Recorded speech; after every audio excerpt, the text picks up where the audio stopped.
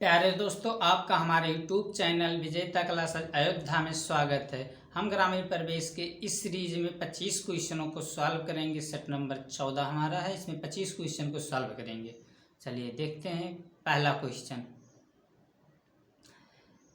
कृषक एवं खेतिहर निम्न में से किस व्यवसाय को करता है? कृषक एवं खेतिहर निम्न में से किस व्यवसाय को करता है? कृषि, पशुपालन, मत्स्य पालन, उपरोक्त सभी।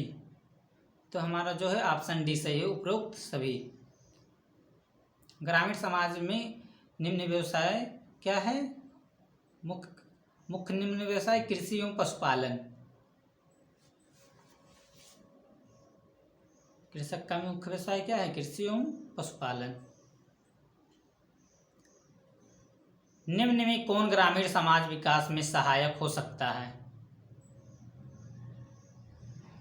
रोजगार सृजन, कृषि उत्पादन में वृद्धि, संचार सुविधाओं का विकास, उपरोक्त सभी। तो ऑप्शन डी हमारा सही है, उपरोक्त सभी। हमारा रोजगार सृजन भी हमारा ग्रामीण विकास में सहायक है, जब और कृषि उत्पादन वृद्धि भी है, संचार सुविधाओं का विकास भी है। तो ऑप्शन डी हमारा उपरोक्त सभी है। भारत में कुल गांवों की संख्या लगभग है। यूपी ट्रिपल एससी में पूछा गया प्रश्न है। तो 6,40,930 ऑप्शन ए।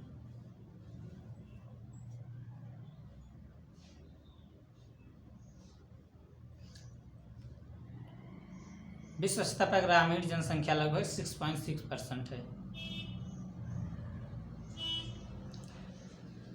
विश्व स्वास्थ्य संगठन के अनुसार 1,000 लोगों पर डॉक्टरों की संख्या होनी चाहिए।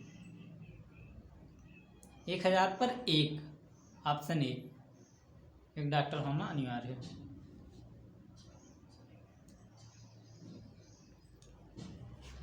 ग्रामीण या ग्राम विकास के लिए कौन सा विभाग मुख्य रूप से उत्तरदायी होता है? रेल विभाग, जल विभाग, सिंचाई विभाग, ग्रामीण विकास विभाग। तो हमारा डी ऑप्शन, ग्रामीण विकास विभाग।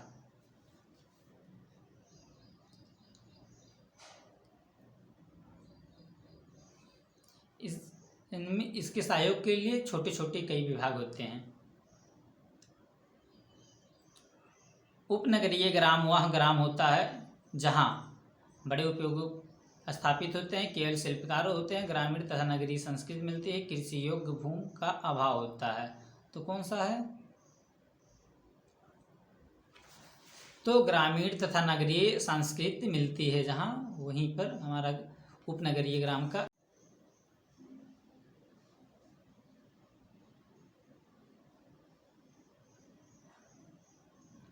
उत्तर प्रदेश में 1 बीघा किसके बराबर होता है? 55 × 55 वर्ग गज, यानी 3025 वर्ग गज। राजस्व परिषद के प्रशासनिक कार्यों का मुख्यालय कहाँ स्थित है?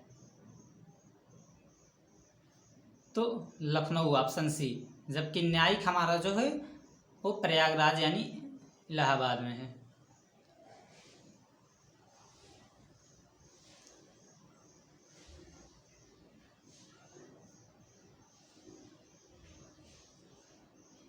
प्रत्येक कटक में चकबंदी समिति के अधिकतम कितने सदस्य हो सकते हैं? प्रत्येक कटक में के चकबंदी समिति में कितने सदस्य हो सकते हैं अधिकतम? तो चकबंदी की शुरुआत कब हुई थी? 1954 ईस्वी में। इसमें हमारे कितना हो सकते हैं? 11। कम, अधिक से अधिक 11, कम से कम 5।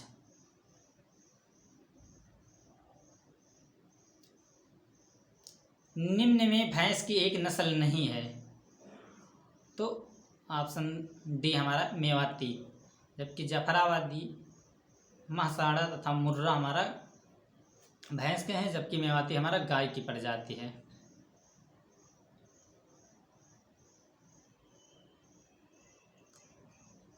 निम्न में बकरी की प्रमुख नस्ल है? पश्मीना, कॉकरेंज, सेवनी और गिर। तो पश्मीना हमारी है। ऑप्शन ए चंबा, गद्दी, ये सब हमारे बकरी की हैं। कश्मीरी, ये सब हमारे बकरी, जामुनापुरी भी हमारी बकरी की ही नस्ल है। जबकि काकरेंज, सेवनी और गिर हमारे गाय की प्रजाति है। रानी लक्ष्मीबाई केंद्रीय कृषि विश्वविद्यालय कहाँ स्थित है? तो झांसी में।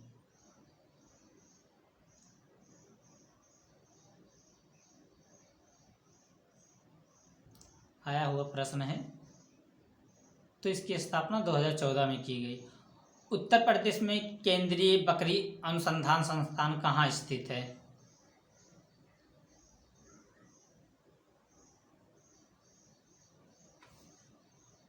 मथुरा। मथुरा के फरह जो है के मखदूम नगर में।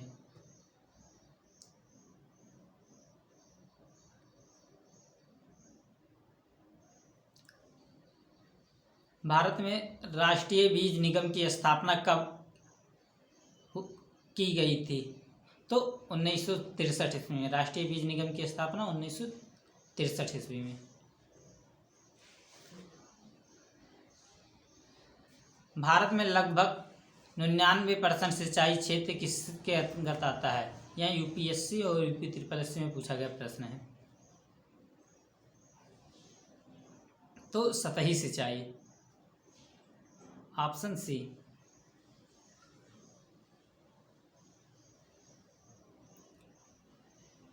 देश का प्रथम कृषि विज्ञान केंद्र है?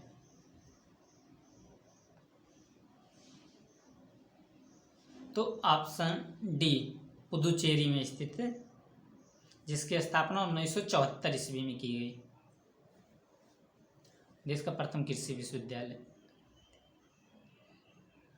हरित क्रांति का लाभकारी वरदान किन विशेष फसलों के लिए है? जूट या कपास, गन्ना या कपास, गेहूं और चावल के लिए।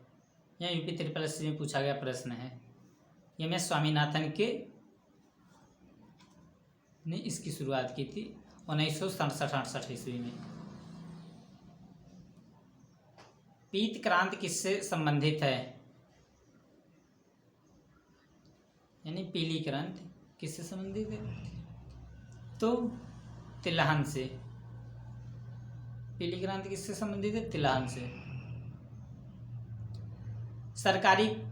सहकारी खेती का घटक है? सहकारी खेती का घटक है क्या है? किसान, ऑप्शन बी। सहकारी समिति कौन सी सुविधाएं प्रदान करती है? खाद्य नहीं, खाद। तो ये सभी ऋण, बीज और खाद तीनों का सुविधाएं प्रदान करती है। उत्तर प्रदेश में प्रमुख रेल इंजन संयंत्र कहाँ स्थित है? तो यूपी SSS में पूछा गया प्रश्न है। तो हमारा ऑप्शन डी, मुगलसराय।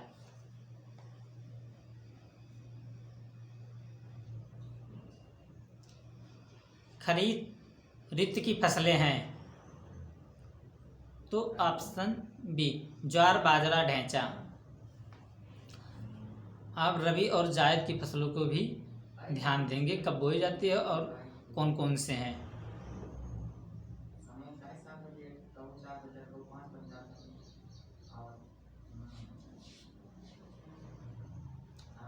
उत्तर प्रदेश के किन जिलों में पटसन की खेती की जाती है? किसकी? पटसन की खेती उत्तर प्रदेश के किन जिलों में की जाती है? देवरिया और गोरखपुर। या लेखपाल में पूछा गया प्रश्न है। तो कहाँ? देवरिया और गोरखपुर में। मूंगफली उत्पादन के लिए कौन सी मृदा सबसे उपयुक्त है? कौन सी मृदा सबसे उपयुक्त होती है? तो दोमट मिट्टी।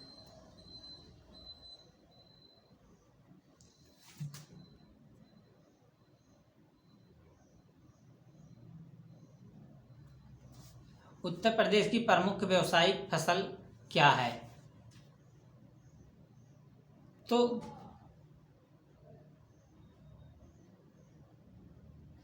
गन्ना।